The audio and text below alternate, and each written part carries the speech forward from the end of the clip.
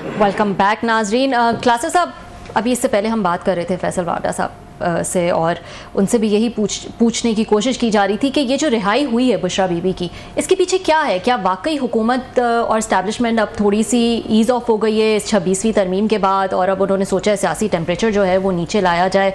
क्या हो सकता है इसके पीछे? बड़ा अहम सवाल है और मेरा ख्याल जो बहुत सारी उनके टारगेट्स है ना इस्टेब्लिशमेंट के, वो अचीव हो गए हैं 70-80%।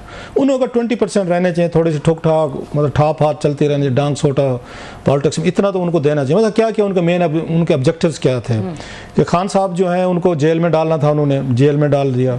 इनके वर्कर्स को उन्होंने वो जेलों में डालना था, वो ब्रेक किया। पार्टी ब्रेक करनी थी, फिर उन्होंने इसके बाद इनका बल्ला लेना था, पार्टी का निशान लेने थे, इनको इंडिपेंडेंट लड़ाना था। उन्होंने वो सारे काम उन्होंने इलेक्शन से पहले किए।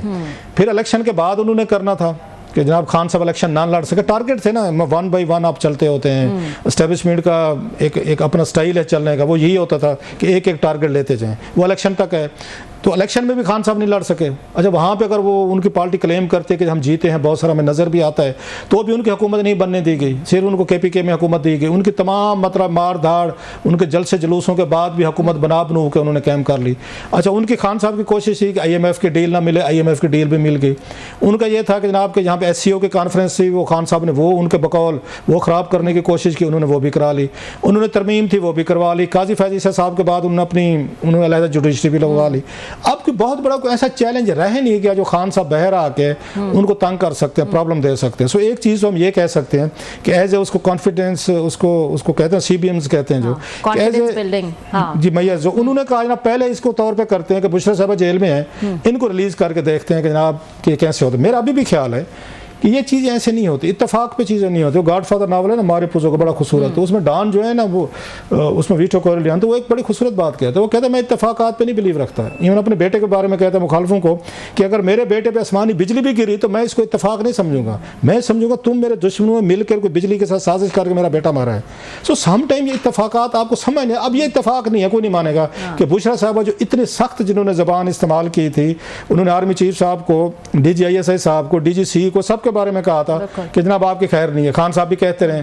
अब अचानक उनको रिलीज़ कर दिया कि चलें जाए, कोई नया पर्चा नहीं बनाया गया, मुकदमा नहीं बनाया गया।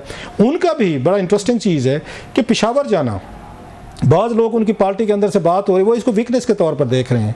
कहते हैं या लाहौर जाना चाहिए था या बनीगाला जाना चाहिए था। मेरी बात में क्या इसकी क्या वजह हो सकती है, कुछ इस पे जो सामने बातें आ रही हैं। वो कहते हैं इससे ये लगेगा कि आप इससे डर गए हैं कि दोबारा आपको गिरफ्तार ना कर लिया जाए, आप पे नया केस ना बना दिया जाए। सो आप एक सेफ सिक्योर वज़ीर आला हाउस में रहना चाहते हैं, जहाँ पे आपके पास प्रोटोकॉल है, जहाँ पे आपके पास सिक्योरिटी है और जहाँ पे आपकी गुफ्तगू शायद कोई और लोग सुनने वाले भी ना हों, आप आराम से वहाँ पे रह सकते हैं। तो उनका ये ख्याल है कि इससे हमें वीकनेस साइन जाएगा थोड़ा सा।